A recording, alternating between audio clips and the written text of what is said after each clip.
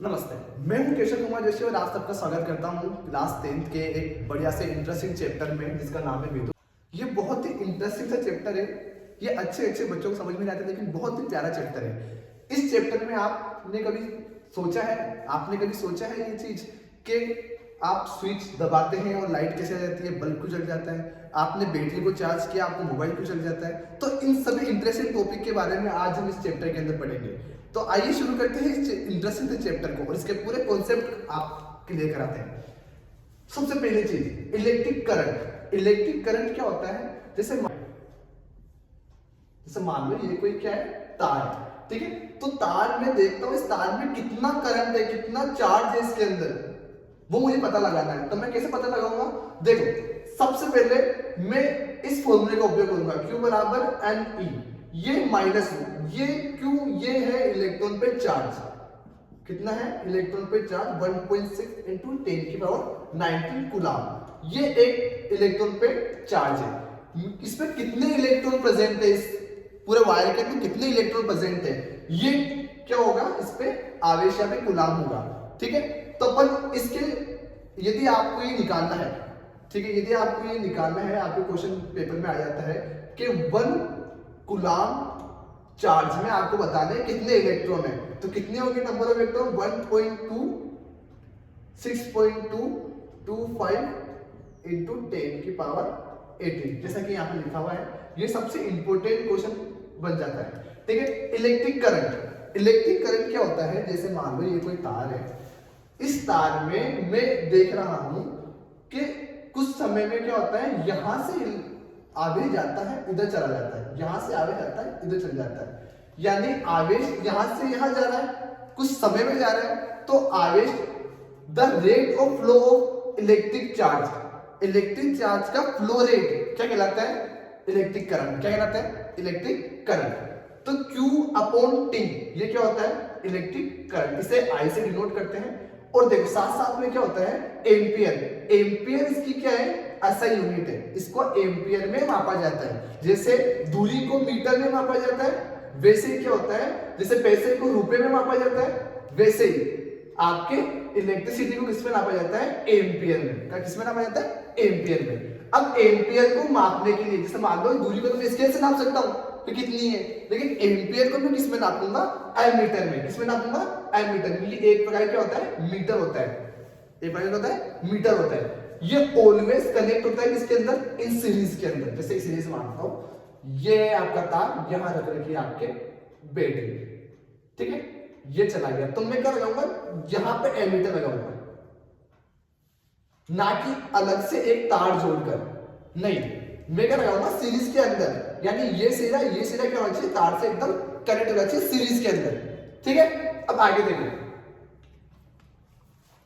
Electric potential differences work done to move a unit charge from one point to another. यानी ये आपको कहने का मतलब ये है, जैसे मान लो कि मैं इस ए पॉइंट पे क्या है, क्यू चार्ज पड़ा हुआ है, यूनिट लगाना मत भूलना, यूनिट चार्ज पड़ा हुआ है, ठीक है। मैं इसको ए पॉइंट से घुमा फिरा के बी पॉइंट पे लेके आता हूं, ठीक है। अब देखो, ए पॉइंट से घुमा फिरा के मैं बी पॉइंट पे लेके आता हूं, यानी मैंने यहाँ पे क्या करा? वर्क डन हुआ है, या फिर यानी मेरे क्या हुआ? यहाँ पे काम हुआ है, ठीक है। तो वर्क अपॉन क्यू, यानी आपको क्यू आवेश को लाने में आपने कितना कार्य किया है, वो क्या कहलाता है? आपके पोटेंशियल डिफरेंस। इसे वोल्टेज भी कहते हैं। क्या कहते हैं? वोल्टेज भी कहते हैं, ठीक है। अब देखो यहां पे भी लिखा हुआ है B बराबर, यानी वोल्टेज बराबर क्या होता है? W upon Q। अब इसकी ऐसा यूनिट क्या है? सबकी ऐसा यूनिट बहुत इंपॉर्टेंट है, क्वेश्चन एग्जामिनर यहीं से क्वेश्चन देगा आपके। 1 नंबर का फिक्स क्वेश्चन है, यहाँ पे आपके 3 नंबर का तो फिक्स क्वेश्चन है, ठीक है। आगे देखो, V वोल्टेज, इसकी क्या होती है? ऐसा यूनिट होती है। क्या होती है? ऐसा यूनिट। ऐसा यूनिट का ये मतलब होता है कि पूरा विश्व के अंदर कहीं पे भी आप कोई से वर्ल्ड, पूरे वर्ल्ड के अंदर कहीं भी चल जाओ, यहाँ पे भी वोल्ट रहेगी, अमेरिका में आप पढ़ेंगे तो भी वोल्ट रहेगी, ठीक है। तो आपने एक बार पढ़ लिया, इसका मतलब आपने सब जगह पढ़ लिया। अब देखो, इसको मेजर किसे कहते हैं? इसको मेजर तो एमीटर से करते हैं, ठीक है। इसको किसे कहते हैं? वोल्टमीटर से। किसे कहते हैं? वोल्टमीटर से। सबसे इंपॉर्टेंट, इससे भी इंपॉर्टेंट कि वोल्टमीटर जो है वो ऑलवेज कनेक्टेड इन पैरेलल। जैसे अपन ने यहां पे इसको जोड़ा, ठीक है, यानी सीरीज के अंदर जोड़ा। अब इसको क्या करेंगे अपन? रेजिस्टेंस के अंदर जोड़ेंगे, यानी यहाँ पे अलग से तार लेके अपन को करना पड़ेगा, उसको जोड़ना पड़ेगा, ठीक है। यानी इसको हमेशा क्या बोलते हैं, पैरेलल जोड़ते हैं, ठीक है। समझ में आया यहाँ तक इसको भी डाउट है तो वो कमेंट कर सकता है, मैं उसको जरूर आप कमेंट का रिप्लाई करूंगा, ठीक है। अब थोड़ी देर आगे बात करते हैं।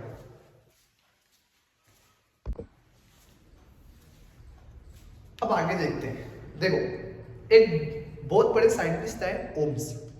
ओम्स ने क्या बताया कि वो ऐसे कह रहे हैं कि कोई मान लो कोई एक क्या है, पाइप है, एक है तार है, तार का पाइप है, ठीक है।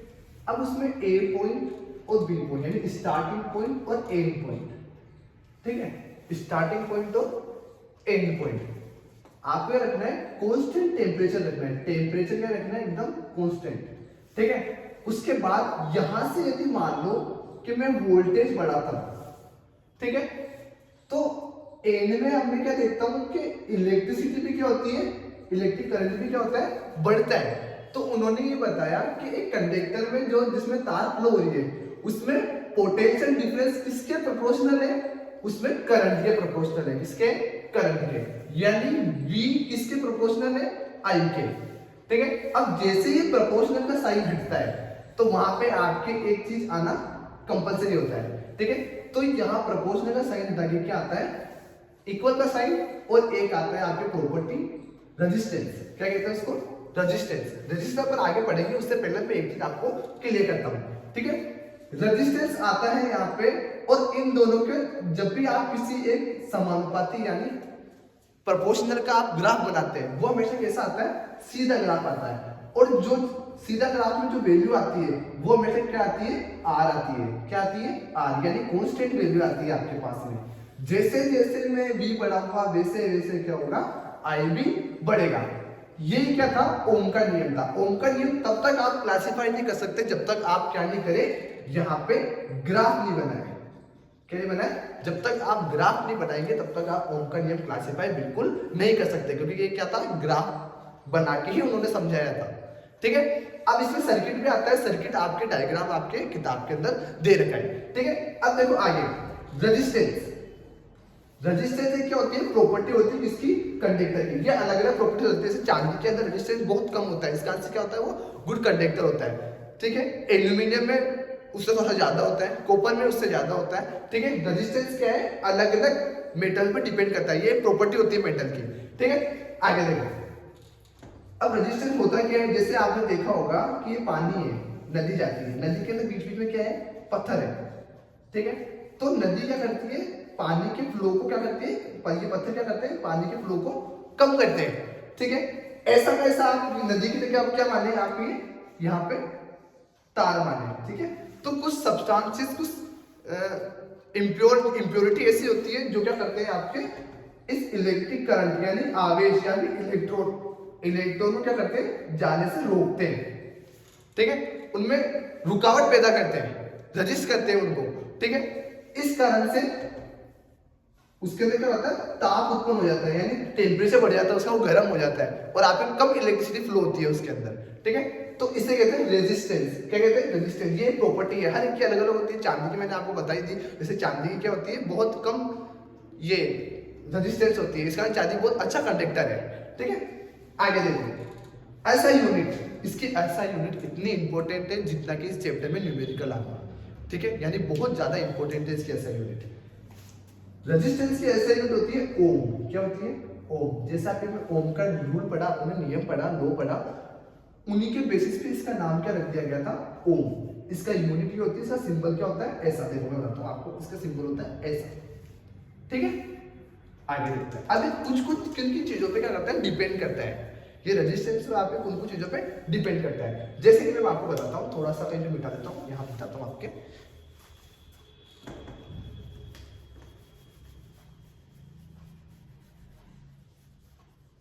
ठीक है, समझना। एग्जाम्पल, जैसे मान लो ये छोटी सी क्या है, गली है, ठीक है, ठीक है, छोटी सी गली है, ज्यादा मोटी भी नहीं, ज्यादा छोटी भी नहीं है, ठीक है। मैं यहाँ कर रहा हूँ, यहाँ बहुत ज्यादा भीड़ है, रेजिस्टेंस बहुत ज्यादा है, रुकावट बहुत ज्यादा है, मुझे यहाँ पहुंचना है, ठीक है। तो कुछ कुछ फैक्टर पे क्या होता है, मेरी वेलोसिटी डिपेंड करती है। जैसे देखो, सबसे पहला कि अगर ये इतनी सी होगी तो मैं आराम से पार कर जाऊंगा। अगर मान लो यही का ये सरफेस है, यही की रेजिस्टेंस है वो लंबा है, तो मुझे ज्यादा टाइम लगेगा। यानी जो रेजिस्टेंस होता है वो किस पर डिपेंड करता है? लेंथ पे। जितनी ज्यादा आप लेंथ बढ़ाओगे वैसा का वैसा क्या होगा? रेजिस्टेंस भी बढ़ेगा। ठीक है। दूसरी चीज, यदि मान लो मैं अब यही का ये इलाका है, मैं इसकी क्या कर देता हूं? एरिया बढ़ा देता हूं, यानी मैंने ऐसा कर दिया। ठीक है। अब मैं आसानी से निकल पाऊंगा। ठीक है, आसानी से क्या कर पाऊंगा? निकल पाऊंगा।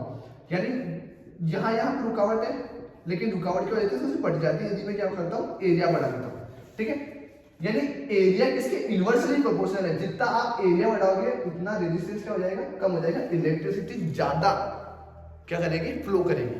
ठीक है। नेचर, मैंने जैसे बताया आपको मेटल की नेचर पे डिपेंड करता है। जैसे कि चांदी सिल्वर में क्या होता है? बहुत कम रेजिस्टेंस देखने को मिलता है, इसका ज्यादा कंडक्टर है। ठीक है। टेम्परेचर, जैसे जैसे आप टेम्परेचर बढ़ाओगे, जैसे मान लो यहाँ पे क्या है? रेजिस्टेंस ज्यादा हो जाता है, तो जिससे क्या हो जाता है? टेम्परेचर बढ़ जाता है। घुटन सा लगेगा कि मान लो मैं यहाँ खड़ा हूँ, यहाँ से मैं यहाँ जाऊंगा। ठीक है, लेकिन बहुत ही ज्यादा जहाँ पे ऑक्सीजन की बहुत कमी है, तो मुझे क्या होगा? जाने में बहुत परेशानी होगी, इतने से एरिया को पार करने में बहुत परेशानी होगी। ठीक है, तो जितना टेम्परेचर आप बढ़ाओगे उतना उतना क्या होता है? आपके रेजिस्टेंस क्या होता है? बढ़ता जाता है। ठीक है, ये किन किन फैक्टर पे डिपेंड करता है, आप एक बार इसका स्क्रीनशॉट ले लीजिए। ठीक है, आगे बढ़ते हैं।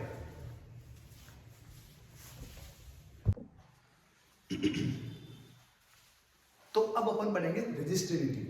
इसका मतलब ये होता है, इसको पहले तो डिनोट करते हैं आपके रो से। किससे करते हैं? रो से। ये देखो, ये लिखा हुआ रो। इसको बनाते हैं देखो ऐसे, पी को ऐसे करके, इससे कहते हैं रो। क्या कहते हैं? रो। तो रेजिस्टिविटी को शो करने का तरीका क्या है? रो। अब देखो, ये एक प्रॉपर्टी है, कैरेक्टर प्रॉपर्टी है। ये अलग अलग मेटल की अलग अलग होती है और एक कांस्टेंट वैल्यू होती है इसकी। आपके एनसीईआरटी किताब में लिखा है, कोई सवाल नहीं आता इसमें से, लेकिन फिर भी ये क्या है? एक प्रॉपर्टी है, कैरेक्टर है, तो एक कांस्टेंट वैल्यू होती है। हर मेटल की क्या होती है? अलग अलग होती है। ठीक है, ये आपके डिपेंड नहीं करती है किस पे?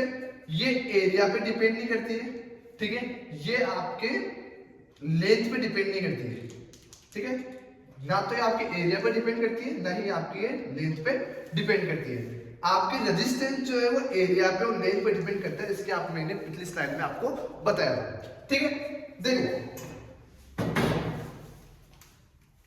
देखो इसका फॉर्मूला आपने देखा था, R बराबर रो अपॉन एल ए। जो R है वो आपके एल पे भी डिपेंड करता है और ए पे भी डिपेंड करता है। जैसे ही वहां पे इस प्रोपोर्शनल का चिन्ह हटता है, वहां पे कौन सी वैल्यू आती है? रो की वैल्यू आती है, जिससे अपन रेजिस्टिविटी कहते हैं। ठीक है, अब जैसे मुझे इसका फॉर्मूला निकालना है, मान लो एग्जाम में दे दिया आपको फॉर्मूला निकालने के लिए, तो क्या करना है? आपको इस ए को इधर भेज देना है और इसको नीचे की साइड भेज देना है, तो आपके रो का क्या आ जाएगा? फॉर्मूला जाएगा। ये तो नहीं पूछेगा, लेकिन आपसे इसकी यूनिट जरूर पूछेगा। तो रो की यूनिट क्या होती है? ओम मीटर। क्या होती है? ओम मीटर। ये क्या लिखेगा आपके? मीटर। ठीक है, देखो कैसे है। रो बराबर क्या था? इसकी यूनिट थी आपके ओम, एरिया की होती है मीटर का स्क्वायर और लेंथ की होती है मीटर। मीटर से मीटर करता क्या बचा? ओम मीटर। तो इसकी यूनिट क्या आ गई आपके? ओम मीटर। ठीक है, रेजिस्टेंस इन सर्किट, ये बहुत ज्यादा इंपॉर्टेंट आपके क्वेश्चन बन जाता है आरबीएससी और सीबीएसई के बोर्ड के हिसाब से। देखो, मैंने आपको सिंपली बताया, मैं चाहता तो आपको रामायण लिख के बता सकता था, लेकिन नहीं, आपको सही में समझ में आना चाहिए। इसका अंदर पॉइंट तो पे याद करना सही रहेगा। देखो, सबसे पहले फॉर्मूला देखो, सीरीज में पढ़ेंगे अपन, उसको क्या बनेंगे? पैरेलल में पढ़ेंगे। यदि क्या लगा रखा है आपके तार सीरीज में लगा रखे हैं 2-3 तार, तब तो अपन उसको सीरीज में पढ़ेंगे। यदि आपके रेजिस्टेंस जो है आपके पैरेलल लग रहे हैं, तो अपन उसको पैरेलल पढ़ेंगे। सबसे पहले सीरीज देखो, फॉर्मूला। ठीक है, सीरीज के अंदर क्या होता है? जितने भी आपके रेजिस्टेंस जुड़ रखे हैं वो उन सबका टोटल कर लो, आप क्या आएगा? आपके टोटल रेजिस्टेंस आ जाएगा, सीरीज रेजिस्टेंस आ जाएगा। ठीक है, इसमें क्या रहता है? आपके सेम करंट रहता है, यानी इसमें भी मान लो 5 एम्पियर है, इसमें 5 एम्पियर 5 एम्पियर 5 एम्पियर क्या बनेगी? धारा बहती रहेगी, यानी करंट बहता रहेगा। ठीक है, इसमें ऐसा नहीं होता। इसमें क्या होता है? आपके बटे में दे रखा होता है सब चीजें। ठीक है, नीचे दे रखी होती है, यानी 1/r 1/R2 1/R3 सब चीजें इसमें 1 में दे रखा होता है, ठीक है। तो इसमें आंसर भी क्या आता है, रिजल्ट भी क्या आता है, आपको कम आता है, इसका रिजल्ट क्या आता है, आपके ज्यादा आता है, ठीक है। देखो सामने इसमें करंट सेम रहता है, इसमें करंट सेम नहीं रहता, करंट क्या होता है, डिवाइड हो जाता है, ठीक है। यानी यहाँ पे करंट अलग बहेगा, इसमें अलग बहेगा, इसमें अलग बहेगा, ठीक है।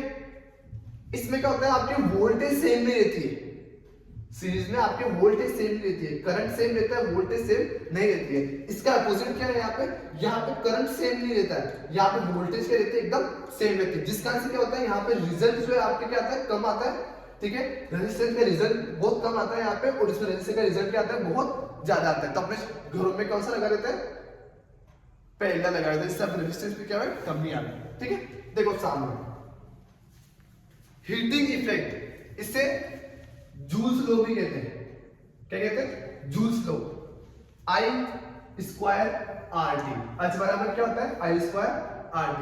यानी ये ऐसे कह रहा है कि यदि मान लो कि कोई हाई रेजिस्टिविटी मेटल है, इसमें क्या होता है कि उसमें जितने करंट फ्लो होंगे, जितनी एनर्जी उसके अंदर फ्लो होगी, उसमें क्या होता है, हीट जनरेट होती है, क्योंकि रेजिस्टेंस से जहां टकराएगी वहां पे हीट निकलेगी, ठीक है। तो जितना हाई रेजिस्टेंस मेटल होगा उतनी वो क्या होगा, हाई आपको टेम्परेचर देगी, हाई यानी गर्म कर देगी वो आपकी चीज को, एक वायर क्या कर देता है, वो गर्म कर देता है, ठीक है।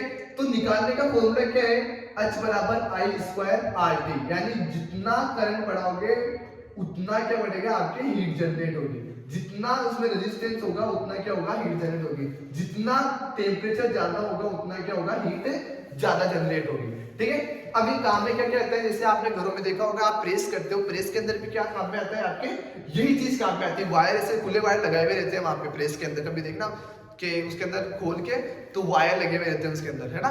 तो वो भी इस हीटिंग जूल्स के नियम पे क्या रहता है, बेस्ड होता है, ठीक है। आपके सेफ्टी में यूज में आता है, ठीक है। आपके हीटर में यूज में आते हैं, आपको रोस्टर, जो चीज आपके गर्म करने वाली चीजें होती है उन सभी चीजों में क्या आता है, ये यूज में आता है, ठीक है।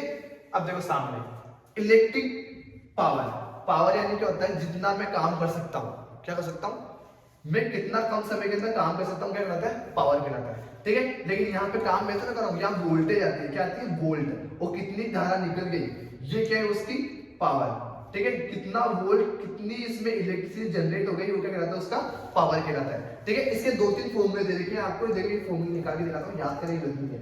V बराबर क्या होता है, IR होता है, तो मैंने V की वैल्यू रख दी, ठीक है। P बराबर IRI, तो क्या हो गया, I² R हो गया, ठीक है। अब I² R, अब मैं क्या करता हूं, इसकी वैल्यू वापस रख देता हूं, तो क्या आता है, V² R आता है, ठीक है। अब देखो सामने इसकी ऐसा यूनिट क्या होती है, वोल्ट, क्या होती है, वोल्ट, क्या होती है, वोल्ट, यानी इलेक्ट्रिक पावर की ऐसा यूनिट क्या होती है, वोल्ट होती है, क्या होती है, वोल्ट, गलत, वाट होती है, क्या होती है, वाट। देखो वोल्ट होगी पोटेंशियल डिफरेंस की, और वाट होगी किसकी, पावर की, ठीक है। जहां पे डिफरेंस आ जाए, पोटेंशियल डिफरेंस, वहां पे होती है वोल्ट, और इसमें क्या आती है, वाट आती है, ठीक है। ये बहुत कंफ्यूजन करने वाला होता है, तो याद रखना क्या होती है, वाट होती है। और अपने घरों के अंदर क्या होता है कि वाट में नहीं नापते, अपने घर किलोवाट में नापते हैं, क्या नापते हैं, किलोवाट हावर में। तो 1 किलोवाट हावर में कितने जूल होते हैं, 3.6 × 10⁶ जूल होते हैं। ये बहुत इंपॉर्टेंट है, इसको याद रखना, ठीक है।